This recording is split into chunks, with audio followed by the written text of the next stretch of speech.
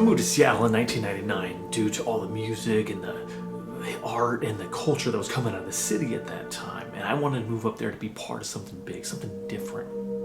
And though different in the sense of not what I expected, but I ended up finding, or a word that came to me, that was the word symbolicy. And what symbolicy became the spirit of my story. It housed all my ideas and visions and concepts and films within film.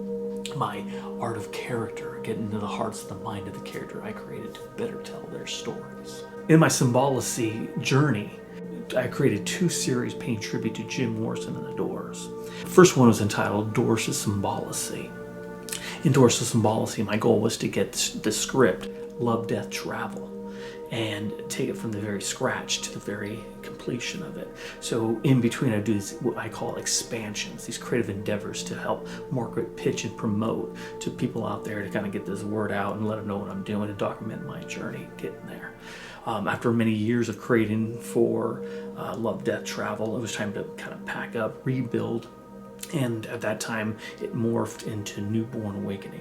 And it's another perfectly word that describes the story. I took a lot of the Doors material out, put my own rendition of things inside, and now I'm more clear, more freedom to kind of pursue the vision. So for that, I'm extremely grateful. I've created other series, but this one that I'm currently working on is a long time coming, and I can't wait to proceed to the next levels.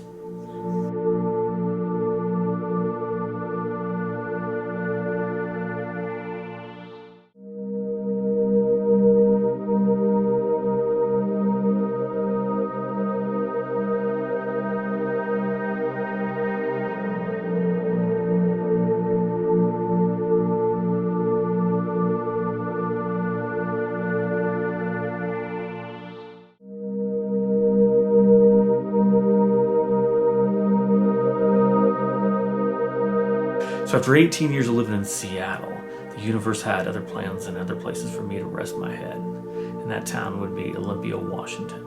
And a year and a half later, it was time for me to go. From the start, I was not a fan of the place, and it showed throughout the year that I was not meant for it, nor was it meant for me. And in this story, I get in the hearts and the minds of the characters I created. And in this Newborn Awakening story, I relate a lot to it, because usually you write about what you know and what you experience, and it's easy for you to flow that all out. Where mine just came through visions, through words, through imagery that I kind of built together around that to create my own story. So I didn't really live the life that I wrote in this or know anything too much about a lot of the stuff in there. But in the corporation of life imitating art, art imitating life, a lot of things are happening in my life and this time, and going through transitions that mirror a lot of what the main character is kind of going through and goes through. So now I can now better tell the story, having gone through it myself. That's where I'm at now, where even though I didn't really turn on the engine, I parked the car. I parked Newborn Awakening into the garage for a little bit to kind of let it just relax a little bit, give it some cover, let it do its thing.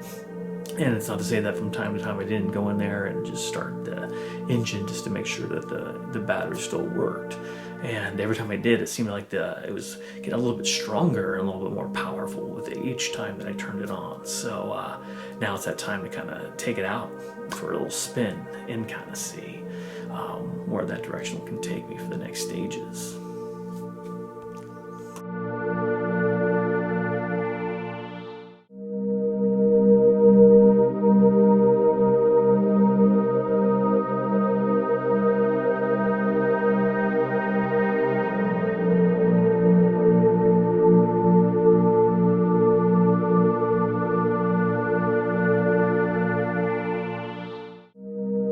So here I am on my own, living here in the Sacramento-Placer County area, all in hopes to attract and grow with the right people to see this vision through, to be a part of something very powerful, to see this story, this vision, and this concept come to life, and that they were a part of something special.